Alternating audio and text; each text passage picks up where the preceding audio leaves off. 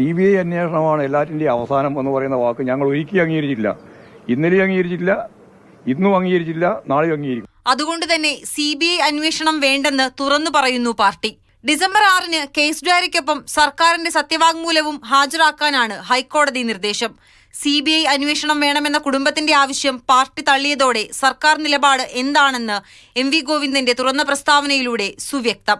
CBI അന്വേഷണത്തെ സർക്കാർ എതിർക്കുമെന്നുറപ്പായി. നവീന്റെ ഭാര്യ മഞ്ജുഷയുടെ ഹർജി പരിഗണിച്ച ഉടൻ തന്നെ കോടതി ഉയർത്തിയ ചോദ്യം ഈ കേസിൽ CBI വരേണ്ടതിന്റെ ആവശ്യം എന്താണ് എന്നതാണ്. PP ദിവ്യയുടെ ജാമ്യ ഹർജിയിലെ വിവരങ്ങൾ ചൂണ്ടിക്കാട്ടിയാണ് നവീന്റെ കുടുംബം ഇതിന് മറുപടി നൽകിയത്. ദിവ്യ CPM നേതാവും ഉന്നത സ്ഥാനങ്ങൾ വഹിക്കുന്നയാളുമാണ്. ഇവരുടെ സ്വാധീനത്തിൽ പോലീസിന് നീതിയുക്തമായ കേസ് അന്വേഷിക്കാൻ കഴിയില്ല. നവീന്റേത് ആത്മഹത്യയാണെന്ന് പൂർണ്ണമായും വിശ്വസിക്കുന്നില്ല. കൊലപാതക സാധ്യതയും തള്ളിക്കളയാൻ കഴിയില്ല. സംസ്ഥാന സർക്കാരിലെ ഒരു ശക്തിക്കും സ്വാധീനിക്കാൻ കഴിയാത്ത CBI വന്നാൽ മാത്രമേ വസ്തുതകൾ പുറത്തുവരികയുള്ളൂവെന്നും ഹർജിക്കാരി ചൂണ്ടിക്കാട്ടി. ഈ ഘട്ടത്തിലാണ് കേസ് ഡയറി വിളിച്ചുവരുത്തി പരിശോധിക്കാൻ കോടതി തീരുമാനിച്ചത്. അന്വേഷണം തൃപ്തികരമായ അന്വേഷണം വേണമെന്നാണ് ആവശ്യപ്പെട്ടത്. CBI അന്വേഷണം വേണമെന്നൊന്നും നമ്മൾ ആവശ്യപ്പെട്ടില്ല. മറ്റാരെങ്കിലും സമ്മർദ്ദമുണ്ടോ എന്ന് അറിയില്ല, ചിലപ്പോൾ ഉണ്ടാകാം, എന്താണെന്ന് അറിയത്തില്ല. എന്നാലും ഒരു കാര്യം ഉറപ്പാണ്, ഈ സംഭവവുമായി ബന്ധപ്പെട്ട് നമ്മൾ ആഗ്രഹിക്കുന്ന തരത്തിലല്ല കാര്യങ്ങൾ ഒന്ന് സംശയം വരുന്നു.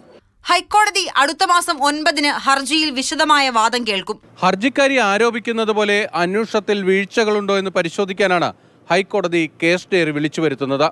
മുൻപ് 2 കേസുകളിൽ സമാന സംഭവം ഉണ്ടായിട്ടുണ്ട്.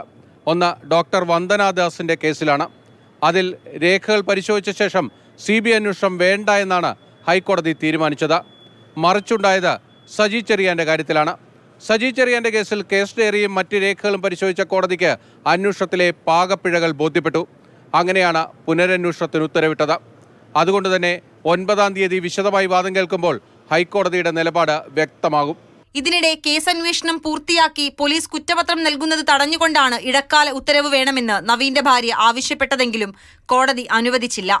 വ്യാജ തെളിവുണ്ടാക്കി കുറ്റപത്രം നൽകാൻ സാധ്യതയുണ്ടെന്നായിരുന്നു ആരോപണം. എന്നാൽ അന്വേഷണം തടയേണ്ടതില്ലെന്നും അത് ഹർജിയിലെ ആവശ്യങ്ങളെ ബാധിക്കുന്ന കാര്യമല്ലെന്നും ഹൈക്കോടതി വ്യക്തമാക്കി. വിവിധ ബ്യൂറോകൾക്കൊപ്പം മാതൃഭൂമി ന്യൂസ്, കൊച്ചി.